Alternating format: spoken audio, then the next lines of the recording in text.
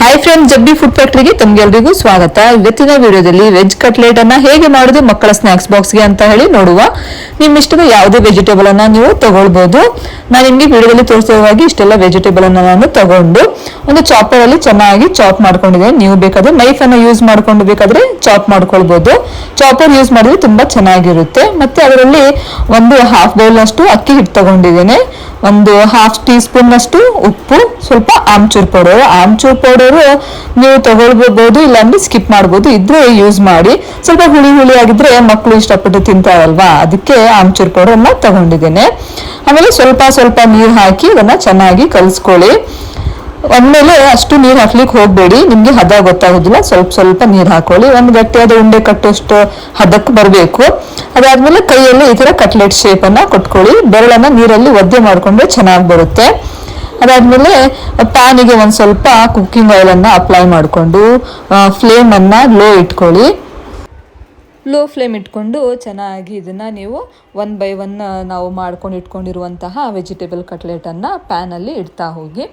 ಇಟ್ಕೊಂಡು ಇದನ್ನು ಲೋ ಫ್ಲೇಮಲ್ಲೇ ಬೇಯಿಸ್ಕೊಳ್ಬೇಕು ಫ್ರೆಂಡ್ಸ್. ಹೈ ಫ್ಲೇಮಲ್ಲಿ ನಾವೇನಾದರೂ ಇದನ್ನು ಬೇಯಿಸ್ಕೊಂಡ್ರೆ ಏನಾಗುತ್ತೆ, ಹೊರಗಡೆಯಿಂದ ಕ್ರಿಸ್ಪಿ ಆಗಿಬಿಡುತ್ತೆ, ಒಳಗೆ ಹಾಗೆ ಹಸಿ ಇರುತ್ತೆ. ಅಕ್ಕಿ ಹಿಟ್ಟು ಯೂಸ್ ಮಾಡಿದ್ದೇವಲ್ವ, ಅದಕ್ಕೆ ಅದು ಚೆನ್ನಾಗಿ ಬೇಯಬೇಕು. ಅದಕ್ಕೆ ಲೋ ಫ್ಲೇಮಲ್ಲಿ ಇಟ್ಕೊಂಡು ಅದನ್ನು ಲಿಡ್ ಕ್ಲೋಸ್ ಮಾಡಿಕೊಂಡು ಸ್ವಲ್ಪ ಹೊತ್ತು ಬೇಯಿಸಿ, ಒಂದು 10 ಮಿನಿಟ್ಸ್ ಬೇಯಿಸಿ. ಅದಾದಮೇಲೆ ಹೈ ಫ್ಲೇಮ್ ಇಟ್ಕೊಂಡು ಸ್ವಲ್ಪ ಬೇಕಾದರೆ ಬೇಯಿಸ್ಕೊಳ್ಬೋದು. ನೋಡಿ, 3 ಕಟ್ಲೆಟ್ ನಮ್ಮ ಪ್ಯಾನಿಗೆ ಬಂದಿದೆ. ಸ್ವಲ್ಪ ಕುಕ್ಕಿಂಗ್ ಆಯಿಲನ್ನು ಹಾಕ್ಕೊಳ್ಳುವ. ನೀವು ನಾನ್ ಸ್ಟಿಕ್ಕಲ್ಲಿ ಮಾಡ್ತಾ ಇದ್ದೀರಿ ಅಂತ ಹೇಳಿದರೆ ಕುಕ್ಕಿಂಗ್ ಆಯಿಲ್ ಯೂಸ್ ಮಾಡ್ದೇ ಕೂಡ ಮಾಡ್ಬೋದು, ಇನ್ನೂ ಸ್ವಲ್ಪ ಹೆಲ್ದಿ ಆಗಿರುತ್ತೆ. ಮಕ್ಕಳಿಗೆ ವೆಜಿಟೇಬಲ್ಸ್ ತಿನ್ನಿಸೋದಂತೂ ತುಂಬ ಕಷ್ಟ ಇವತ್ತಿನ ಮಾಮ್ಸಿಗೆ. ಅವರಿಗೆ ಬರ್ಗರು, ಪಿಜ್ಜಾ ಅದು ಇದು ರುಚಿ ಆಗಿಬಿಟ್ಟಿದೆ. ಅದಕ್ಕೋಸ್ಕರ ಇದು ಮನೇಲಿ ಮಾಡಿರುವಂತಹ ರೊಟ್ಟಿ ಏನು ತಿನ್ನೋದಿಲ್ಲ ಅವರು. ಅದಕ್ಕೋಸ್ಕರ ಸ್ವಲ್ಪ ವೆಜಿಟೇಬಲ್ಸ್ ಎಲ್ಲ ಹಾಕಿ ಕಲರ್ಫುಲ್ಲಾಗಿ ಈ ಥರ ಅವರಿಗೆ ನಾವು ಮಾಡಿಕೊಟ್ರೆ ಇಷ್ಟಪಟ್ಟು ತಿಂತಾರೆ. ನೋಡಿ, ನಾನಿಲ್ಲಿ ಬೇಯಿಸ್ಕೊಂಡಿದ್ದೇನೆ. 2 ಸೈಡು ಚೆನ್ನಾಗಿ ಇದನ್ನು ಬೇಯಿಸ್ಕೊಳ್ಬೇಕು. ಇದನ್ನು ನಾನು ಮಕ್ಕಳ ಸ್ನ್ಯಾಕ್ಸ್ ಬಾಕ್ಸ್ಗೆ ಹಾಕಿ ಕೊಡ್ತೇನೆ.